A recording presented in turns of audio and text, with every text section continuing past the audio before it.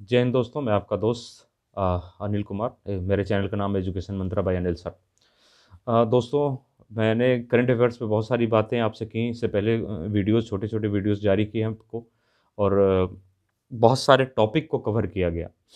छोटे छोटे टॉपिकों को भी अलग तरीके से कवर किया गया। 1 ईयर प्लान के तहत भी आपको टॉपिक कवर किए गए, और ऐसे ही बहुत सारे छोटे छोटे टॉपिक, जैसे मैं आपको उदाहरण के लिए बता दूं कि नोबेल पे हमने डाल दिया, आपको योजनाएं बता दी हमने, यूपी स्पेशल का एक करंट अफेयर्स का बता दिया था आपको, यूपी विशेष के लिए बता दिया था आपको, आपको अवार्ड्स बता दिए, कुछ नियुक्तियां बता दी, खेल पुरस्कार बता दिए आपको हमने, आपके लिए आईपीएल कवर कर दिया हमने, आपके लिए विश्व कप कवर कर दिया। ऐसे करके छोटे छोटे वीडियो बनाए। उसी क्रम में दोस्तों हम आपको एक और जानकारी देना चाहेंगे। हमारा एक इकॉनमी सेक्टर जो था, इकॉनमी जो क्षेत्र था, वो बचा हुआ था इससे संबंधित। तो उसके लिए आज हम एक छोटा वीडियो आपके लिए लेके आ रहे हैं, खासतौर से आर्थिक घटनाओं के ऊपर। ये लगभग अक्टूबर नवंबर, एक डेढ़ महीने 2 महीने की घटनाओं के ऊपर लगभग ये आपको एक डेढ़ महीने का हिस्सा कवर करेगा आपका पूरा। ठीक है दोस्तों, एक छोटे वीडियो में होता क्या है दोस्तों, इकॉनमी के अंदर क्वेश्चंस आते हैं बहुत, थोड़ा टफ पड़ता है सभी बच्चों के लिए, एक जैसे समान नहीं है, लेकिन इसमें करंट अफेयर्स के क्वेश्चन आ जाते हैं दो चार, जो हमारे जद में होता है, जिसको हम कर सकते हैं। बहुत डीपली ये जाता भी नहीं है, और डीपली अगर जाएगा तो कोई कुछ कर भी नहीं पाएगा इसमें आंसर। लेकिन इकॉनमी के कुछ ऐसे सेक्टर हैं जो खासतौर से आप करंट अफेयर्स में आ जाते हैं, वो क्वेश्चन आसानी से हो जाते हैं, और दो चार क्वेश्चन आते हैं जिनसे ये हल हो जाते हैं। तो हम उस पर ही बात करेंगे दोस्तों आपसे, और कोशिश करेंगे कि कुछ इंपॉर्टेंट क्वेश्चनों को ही लें, और आपको बहुत ज़्यादा प्रॉब्लम ना आए, कुछ समझाने की कोशिश करेंगे, क्वेश्चन पूछे कैसे जाते हैं उनके बारे में बात करेंगे। इस तरीके से हम कोशिश करेंगे दोस्तों। ठीक है दोस्तों, तो आपको वीडियो प्रारंभ करते हैं। ये खास तौर से इकॉनमी, अगर आप नोट करेंगे तो इकॉनमी सेक्टर के रूप में लिख लीजिए, आर्थिक घटनाक्रम के रूप में आप ले सकते हैं। तो सबसे पहले दोस्तों हम ये देखते हैं कि कुछ इसमें क्या है दोस्तों, कुछ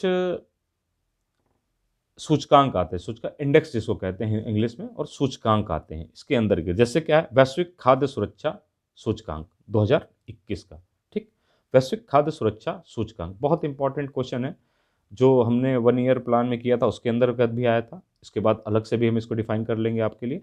तो वैश्विक खाद्य सुरक्षा सूचकांक ये है क्या दोस्तों, इसमें दो चार चीज़ें हैं, पहले मैं बता देता हूँ, फिर मैं आपको समझाने की कोशिश करूंगा कि इसमें क्वेश्चन पूछे कैसे जाते हैं और क्या क्या होता है। दोस्तों, ये 113 देशों की वैश्विक खाद्य सुरक्षा सूचकांक को जारी किया गया है। 113 देश इसमें सम्मिलित हैं, जिसमें अमूमन जो क्वेश्चन आता है वो ये पूछा जाता है कि सबसे पहले पे कौन था, अपना देश भारत पे कब है, और कौन कैसे जारी करता है। तो इसमें दोस्तों देखा जाए तो भारत जो है, इसका 71वां नंबर है, 71 नंबर, ये बहुत इंपॉर्टेंट है, 71।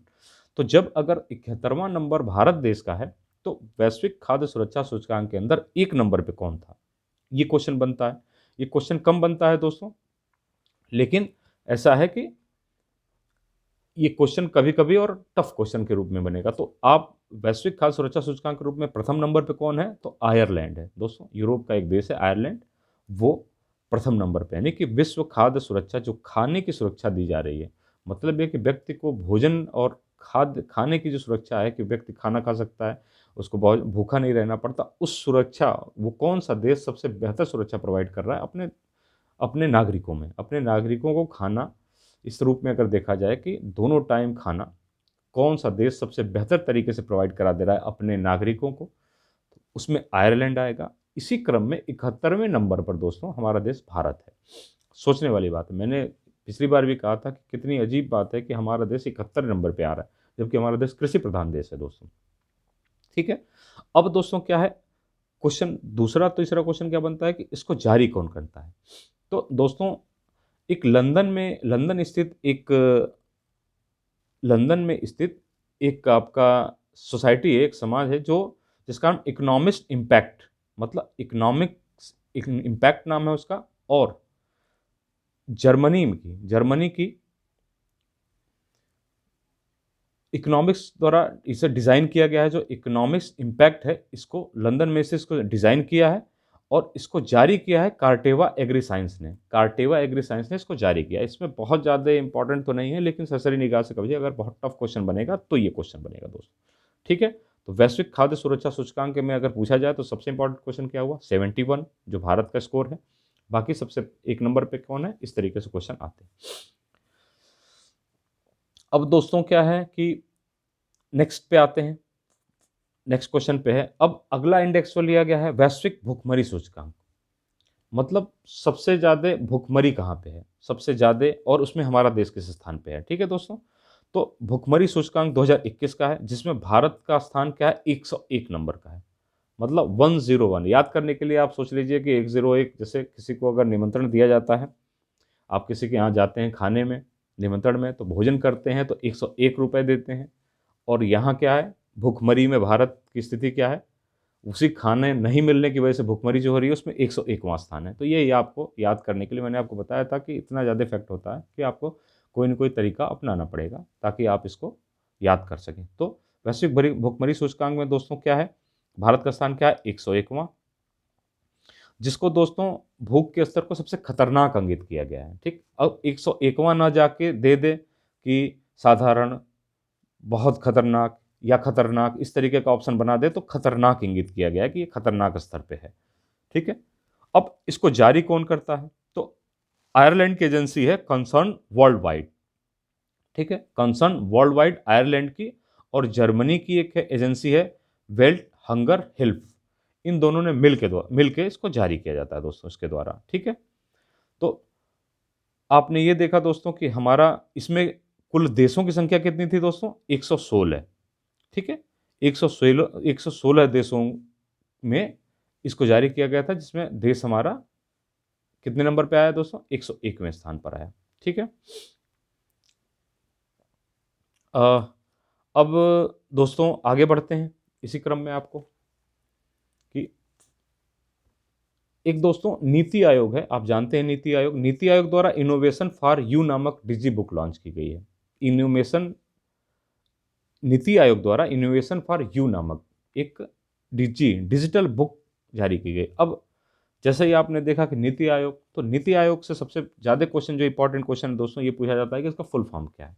ठीक है दोस्तों, तो आप देखेंगे कि नीति आयोग जो है, इसकी 2-3 क्वेश्चन यहाँ से बनते हैं दोस्तों, कि नीति आयोग का फुल फॉर्म क्या है, और नीति आयोग जो है ये फाउंड कब हुआ था, नीति आयोग बना कब था।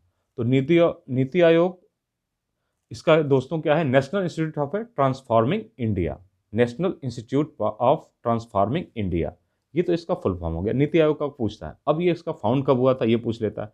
तो ये दोस्तों 1 जनवरी 2015 को, इसका फाउंड कब हुआ था, 1 जनवरी 2015 को ये फाउंड किया था। तो चीज़ें यहाँ से निकल जाती हैं। अब इसने क्या किया है दोस्तों, नीति आयोग ने एक इनोवेशन फॉर यू नामक एक डिजी बुक लॉन्च की है। ठीक है दोस्तों, इसका फोकस, इस बुक का फोकस क्षेत्र क्या रखा गया, हेल्थ केयर। ठीक, हेल्थ केयर, हेल्थ केयर के क्षेत्र में अब कोशिश क्या है दोस्तों, डिजी बुक का ये है कि हेल्थ सेक्टर में जो भी काम हो रहे हैं, जिस तरीके की, सारा उस तरीके से बुक में एक डेटा की तरह इसको समाहित करेंगे, और फिर उसके बाद ये पता करने की कोशिश करेंगे कि इसमें किस तरीके से भाई क्या हो रहा है, क्या होना चाहिए, इस तरीके का एक डिजी बुक, डिजिटल बुक इसको बनाएंगे और वो करेंगे। तो आपको इतना याद रखना है कि डिजी बुक पूछ लेगा कि नाम, डिजी बुक इनोवेशन फॉर यू नामक डिजी बुक निम्नलिखित में से किसने जारी किया है। तो नीति आयोग आपको याद रखना है, नीति आयोग ने जारी किया है। बाकी नीति आयोग का फुल फॉर्म क्या है और आप ये कब फाउंड हुआ था। ठीक है, अब दोस्तों आ जाइए power finance corporation limited. Power finance corporation limited एक सरकारी कंपनी है जिसका नाम है ये, इसको हाल ही में महारत्न का दर्जा दिया गया दोस्तों, हाल ही में महारत्न का दर्जा दिया। तो महारत्न कंपनियां होती हैं जिनमें महारत्न का दर्जा दिया जाता है, जिनको महारत्न का दर्जा दे दिया जाता है, जिनको उनको बहुत सारी सहूलियतें बिजनेस करने में, प्रोजेक्ट लगाने में, किसी से आर्थिक संबंध बनाने में, इनको बहुत सारी सहूलियतें मिल जाती हैं। इसी के अंदर पावर फाइनेंस कॉरपोरेशन लिमिटेड को महारत्न का दर्जा दिया गया है। ठीक है दोस्तों, हाँ, इसका फुल ये पीएफसी इसका शॉर्ट फॉर्म है, पीएफसी, ऑप्शन में पीएफसी भी दे सकता है। अब दोस्तों क्वेश्चन क्या है, ये बिजली के क्षेत्र की कंपनी है, ये किसमें, बिजली के क्षेत्र की कंपनी है, बिजली के क्षेत्र के इंफ्रास्ट्रक्चर बढ़ाने के लिए इंफ्रास्ट्रक्चर की कंपनी है, लगभग सबसे बड़ी कंपनी है। क्वेश्चन क्या बनते हैं दोस्तों यहाँ से, कुल कितनी महारत्न कंपनियां हैं, मतलब महारत्न के अंदर कितनी कंपनियां हैं जिनको लिस्ट किया गया है। तो ये 11 कंपनियां, इसको लेकर के कुल 11 कंपनियां लिस्टेड हैं। मैं आपको इसका नाम भी एक बार बता दूंगा कि कौन कौन सी कंपनियां हैं, क्योंकि ये क्वेश्चन पूछ लेता है कि कौन कौन सी कंपनियां निम्नलिखित में से महारत्न है। 3 ऑप्शन, जो 4 ऑप्शन होते हैं, 3 ऑप्शन महारत्न का होगा, या 3 ऑप्शन कुछ और दे देगा कंपनियों का, 1 ऑप्शन दे देगा आपका महारत्न की कंपनी का। तो आपको जब तक सारी कंपनियों के नाम नहीं याद होंगे या पता नहीं होगा तो आप इसका आंसर नहीं कर पाएंगे। तो कौन कौन सी वो कंपनियां हैं दोस्तों जिसमें जिनको महारत्न का दर्जा दे दिया गया है, वन बाई वन हम 11 हैं उनको देख लेते हैं। आप नोट करना चाहें दोस्तों तो नोट कर सकते हैं। भारत हैवी इलेक्ट्रिक लिमिटेड, जिनको भेल कहते हैं, याद रखिए दोस्तों। फुल फॉर्म ना देकर के शॉर्ट फॉर्म भी दे सकता है, BHEL, भेल। भेल भी दे सकता है, सिर्फ भेल लिखा रहता है, सिर्फ गेल लिखा रहता है, ऐसे करके होता है, ठीक है। नंबर 2 है कोल इंडिया लिमिटेड, CIL, कोल इंडिया लिमिटेड, इसका फुल फॉर्म है। गेल इंडिया लिमिटेड, गेल का है GAIL, गेल इंडिया लिमिटेड। चौथी है इंडियन ऑयल कॉरपोरेशन लिमिटेड, यानी कि IOCL, इसका शॉर्ट फॉर्म है IOCL, Indian oil corporation limited. फिर है NTPC लिमिटेड।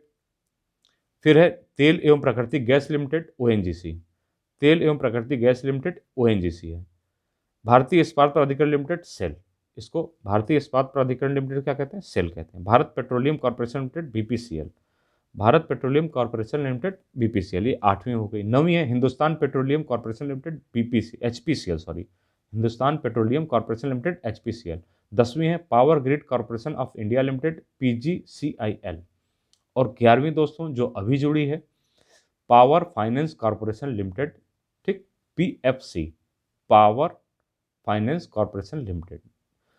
ठीक है दोस्तों। अब ये जब ये 11 आपको दोस्तों कंठस्थ करनी पड़ेंगी, क्योंकि इनमें से क्वेश्चन आते हैं और ये अगर 11 याद हैं आपको तो आराम से हो जाए। अब एक क्वेश्चन ये बनता है इस जगह से दोस्तों कि ये जो महारत्न कंपनियां हैं इनका प्रारंभ कब हुआ, किस वर्ष से ये प्रारंभ हुई, किस वर्ष से स्टार्ट हुई है।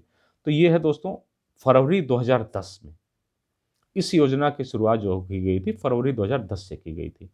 ठीक है दोस्तों, ये बहुत ज़रूरी है कि आपको ये पता हो कि ये कब स्थापित हुई थी। तो फरवरी 2010 में स्थापित हुई थी, महारत्न कंपनियों की स्थापना हुई थी। मतलब महारत्न, ये जो महारत्न कंपनियों के देने की बात हुई कि महारत्न कंपनियां होंगी, उनकी बात की गई थी। ठीक है दोस्तों, तो एक तरीके से ये हो गया। इसमें बहुत सारी छूटें दी जाती हैं महारत्न कंपनियों को, उसमें न जाते हुए बहुत डीपली हो जाएगा। हालांकि ये देखा जाए तो इसमें आपको एक दो चीज़ें अगर आप चाहते हैं तो महारत्न केंद्रीय, इसमें आपको मैं बता देता हूँ कि लगभग 5,000 करोड़ रुपए तक का जो है ये बिजनेस, 5,000 करोड़ रुपए तक का बिना किसी को बताए आप अपने मर्जी से ये बिजनेस कर सकती हैं। इनके लिए क्या है, इनमें नवरत्न कंपनियों में लिस्टेड होना जरूरी है, इनको शेयर मार्केट के अंदर लिस्टेड होना जरूरी है। इस तरीके से 3-4 चीज़ें हैं जिनका होना जरूरी है। लेकिन आपको ये याद रखना है कि 11 हैं, कौन कौन सी हैं वो याद रखना है। अब दोस्तों क्या है, नेक्स्ट क्वेश्चन पे आ जाते हैं, इकोनॉमी का ही है। IMF की world economic outlook update report 2021। यहाँ से इंपॉर्टेंट क्या है दोस्तों कि world economic outlook update report, सीधे सीधे क्वेश्चन ये बनता है इस जगह से दोस्तों कि आउटलुक रिपोर्ट यानी वर्ल्ड इकोनॉमिक आउटलुक रिपोर्ट निम्नलिखित में से कौन जारी करता है, ये क्वेश्चन बनता है। IMF क्वेश्चन का, या सीधे सीधे क्वेश्चन देगा कि IMF निम्नलिखित में से कौन सी रिपोर्ट जारी करता है, उसमें लिखा होगा world economic outlook update report. बहुत इंपॉर्टेंट क्वेश्चन है, कई बार क्वेश्चन ये पूछा गया है दोस्तों, इसलिए आपको ये पहले तो यही ध्यान देना है कि world economic outlook update report जो है जारी कौन कर देता है, IMF। ठीक, IMF जारी करता है। ठीक है दोस्तों, ठीक है। तो इसमें आपको रिपोर्ट में क्या क्या चीज़ें दी गई हैं मैं आपको बता देता हूँ। जो 2020 है दोस्तों, 2020 में भारत की विकास दर 7.3% आंकलित की गई थी। ठीक है, इसने क्या कहा था, इसने बताया था कि 2020 में जो विकास दर होगी भारत की वो 7.3%, 7.3% रहेगी, जिसको वर्ष 2022 में इसने क्या किया, 2021 में क्या हुआ 9.5%। ठीक है, इसको 9.5% किसमें, 2021 में, और 2022 में 8.5% रहने का अनुमान लगाया इसने। ये क्या कह रहा है, आपको तीनों ध्यान रखना है, उससे तुलना करनी है। क्वेश्चन कब का पूछेगा ये हमें नहीं पता है, आपको करना है उस जगह पे कि जो कुछ पूछेगा कि 2020 में भारत की विकास दर, जिसको IMF के द्वारा प्रोडक्ट आउटलुक रिपोर्ट में कहा गया है 7.3%। 2021 में क्या कहा गया, ये कहा गया कि जो विकास दर भारत की होगी वो 9.5% रहेगी। और 2022 यानी कि 2022 में क्या कहा है आउटलुक ने, 2022 में आउटलुक ने कहा है कि जो विकास दर होगी 8.5% होगी। ठीक है दोस्तों, ये आपको एक तरीके से, आपको जो चीज़ें मैंने बताई ये आपको ध्यान रखनी है। नेक्स्ट पे आते हैं। आप देख लीजिए भारत की तरफ से अगर अमीरों की सबसे सूची निकाली जाए तो दो स्थान, पहले प्रथम स्थान पर मुकेश अंबानी है, दूसरे नंबर से अडानी है। बस आपको वैसे भी पता होगा मुकेश अंबानी सबसे अमीर व्यक्ति हैं भारत के, सेकंड नंबर पे अडानी है, गौतम अडानी इनका नाम है। अब दोस्तों नेक्स्ट क्वेश्चन है, एक इंपॉर्टेंट क्वेश्चन ये बन रहा है कि दक्षिण कोरिया ने क्या किया है दोस्तों कि हाइड्रोजन फ्यूल सेल पावर बनाया है, सबसे दुनिया का सबसे बड़ा हाइड्रोजन सेल फ्यूल पावर इसने बनाया है। ये सिंचियान बिटविट फ्यूल सेल पावर प्लांट है का ये, ठीक है, सेओगू जगह है वहाँ पे है ये, ठीक है। तो आप सीधे सीधे देश आएगा, दक्षिण किस देश ने ये किया है, दक्षिण कोरिया ने किया है, आप इसको भी देख लीजिए। ये सिचियोन वहाँ का शहर है सिचियोन, वहाँ पर एक सोगू एक जगह है, सिचियोन में एक सोगू जगह है, उस जगह पर एक दुनिया का सबसे बड़ा हाइड्रोजन फ्यूल सेल प्लांट बनाया गया है। अब एक इकोनॉमिक और क्वेश्चन ले लेते हैं दोस्तों कि माइक्रोसॉफ्ट दुनिया की सबसे मूल्यवान कंपनी, माइक्रोसॉफ्ट जो है, माइक्रोसॉफ्ट दुनिया की सबसे मूल्यवान कंपनी बन गई है।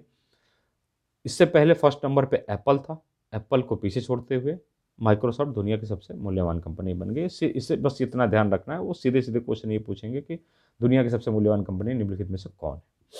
ठीक है दोस्तों, आपको माइक्रोसॉफ्ट पता है तो आप, चूंकि अभी जल्दी ही बदला है, एप्पल भी लोग मार देंगे, अगर जिन्होंने स्टार्ट सोचा वो पुराना ही पढ़ा होगा वो एप्पल मार देंगे, क्वेश्चन गलत हो जाएगा, आपको माइक्रोसॉफ्ट। इस तरीके से दोस्तों एक देखा जाए कि आपका इकोनॉमिक सेक्टर से जो इंपॉर्टेंट क्वेश्चन खासतौर से बनते हैं, जो हल्के क्वेश्चन हैं, जो क्वेश्चन अमूमन एग्जाम में आते हैं, उनको हमने कवर कर दिया है। यानी कि आर्थिक क्षेत्र की भी जो 1 डेढ़ महीने 2 महीने का जो पूरा ये है उसको हमने कवर कर दिया। मैंने आपको ये भी बताया है कि 1 तारीख यानी कि 1 फरवरी से हम प्रतिदिन का करंट अफेयर्स लेकर के आपकी तरफ जारी कर रहे हैं। लगभग 10 क्वेश्चन, 12 क्वेश्चन, 15 क्वेश्चन जो भी दिन भर में बनेगा या दिन भर की जो इंपॉर्टेंट खबरें होंगी वो हम आप तक लाएंगे इसी तरीके से। और जो छोटे छोटे सेगमेंट हैं, इस टाइप के जो सेगमेंट है छोटे छोटे, वैसे भी वो हम आपके लिए लाते रहेंगे दोस्तों। ठीक है दोस्तों, चैनल को सब्सक्राइब करिए, आप हमें भी हौसला दीजिए ताकि कम संसाधनों के साथ हम आपके साथ चल रहे हैं और कोशिश कर रहे हैं कि ताकि आपको बेहतर तरीके से और भी अच्छे तरीके से दोस्तों हम आपके लिए कुछ क्वेश्चन्स और इस तरीके से ला सकें ताकि एग्जामिनेशन में आपको पूर्ण लाभ हो। बाकी दोस्तों कोई गलती हो, कोई इसी प्रकार की कमी हो तो आप हमारे कमेंट सेक्शन में बिल्कुल बताएं, हम उसको दूर करने की कोशिश करेंगे। कुछ आपकी परेशानियां हो, कुछ समस्याएं हैं, उसको भी हम कोशिश करेंगे कि दूर कर सकें। ठीक है दोस्तों, जय हिंद।